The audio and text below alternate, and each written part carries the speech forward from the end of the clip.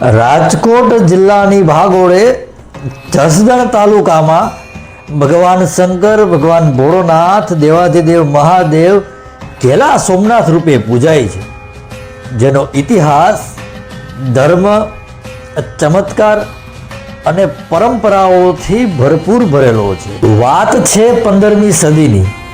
પ્રભાસ પાટણ પાસે આવેલું સોમનાથ મંદિર. એ મંદિરનો નાશ કરવા, એ મંદિરને લૂંટવા માટે મોહમ્મદ ગઝની અનેક વખત હુમલાઓ કર્યા, પરંતુ એમને એમાં નિષ્ફળતાઓ મળેલી. એ સમયે જૂનાગઢના કુંવરી મીનળદેવી ભગવાન ભોળાનાથની ભક્તિમાં તલ્લીન હતા. મુસ્લિમ શાસકોથી બચવા માટે મીનળદેવીએ ભૂગર્ભમાં જ શિવલિંગની સ્થાપના કરી અને સતત એમની પૂજા કરતા. પરંતુ 1457ની આસપાસ ગુજરાત ઉપર મોહમ્મદ જાફરની આણ વર્તાવતી હતી. એમને ખ્યાલ પડે છે કે ભૂગર્ભની અંદર જ્યોતિર્લિંગની સ્થાપના થયેલી છે, પરંતુ મોહમ્મદ જાફરની કુંવરી એટલે કે હુરલ, જે મીનળદેવી સાથે મળી ગયેલ, મોહમ્મદ જાફરના તમામ મનસૂબાઓ એમ મીનળદેવીને કહે છે અને મીનળદેવીને આ વાતની જાણ થાય છે. ત્યારે તરત જ મીનળદેવી અને ઘેલા નામનો વાણિયો ભગવાન ભોળાનાથ, ભગવાન શિવની પાલખી લઈને નીકળે છે. આ વાત મોહમ્મદ જાફરને ખ્યાલ પડે છે.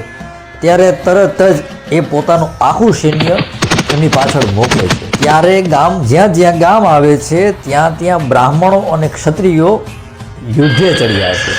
આમ શિવજીની પાલખી સોમનાથથી 250 કિલોમીટર દૂર જસદણ તાલુકામાં કાળાસર અને મોઢુકા ગામની વચ્ચે નદીના કિનારે પહોંચે છે અને ત્યાં જ એ શિવલિંગની સ્થાપના થઈ છે.